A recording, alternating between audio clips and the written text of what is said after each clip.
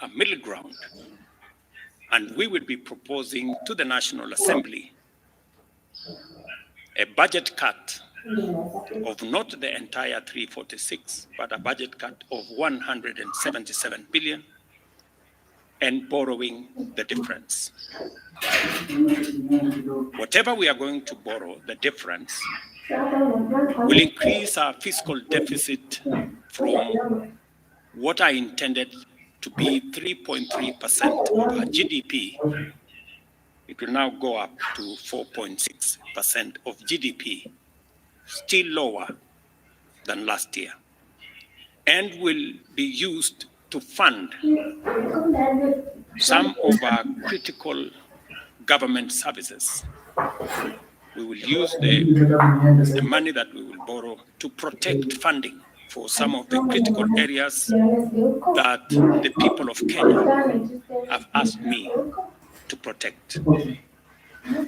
They include hiring of junior secondary school teachers and medical interns, funding the milk stabilization program for our dairy farmers, reviving our stalled road projects that are in many parts of Kenya, retaining the fertilizer subsidy program that has helped us manage our cost of living, settling the debt owed to farmers in our coffee sector, capitalizing the coffee cherry fund to support our farmers in that sector, enabling public-owned sugar mills to pay outstanding debts to sugarcane farmers for their deliveries, additional funding for higher education, new funding model that was in our plan will now receive additional funding, settling arrears owed to counties, settling arrears for NGCDF, and settling arrears for our pensions. Accordingly, in keeping with the enhanced austerity measures we have committed to implement and align government expenditures within the budgetary implications of the withdrawal of the Finance Bill 2024, the funds will be taken with immediate effect towards the realization of the new budget. 47 state corporations with overlapping and duplicating functions will be resulting in the elimination of their operational and maintenance costs, and their functions will be integrated into the respective line ministries. Staff currently employed by the affected corporations will be transferred to ministries and other state agencies within government. The decision to fill the position of of chief administrative secretaries is hereby suspended. The number of advisors in government shall be reduced by 50% within the public service with immediate effect. Budget lines providing for the operations of the office of the First Lady, the spouse of the Deputy President, and the Prime Cabinet Secretary will be removed.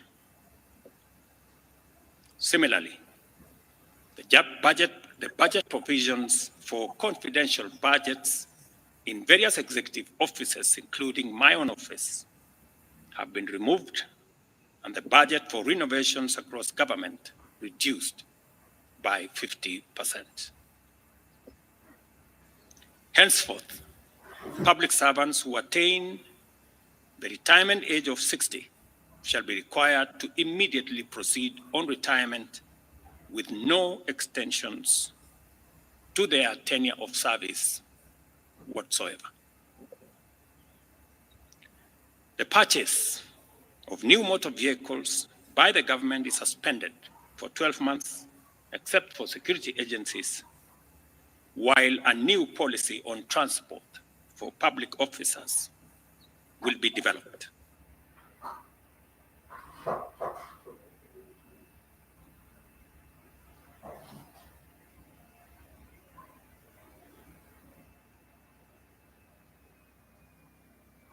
No state officer or public servant shall participate in public contributions or harambes going forward.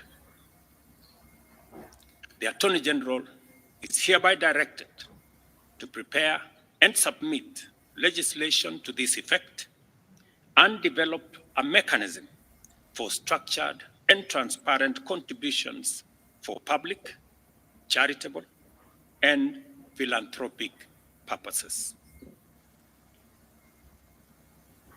These measures will be followed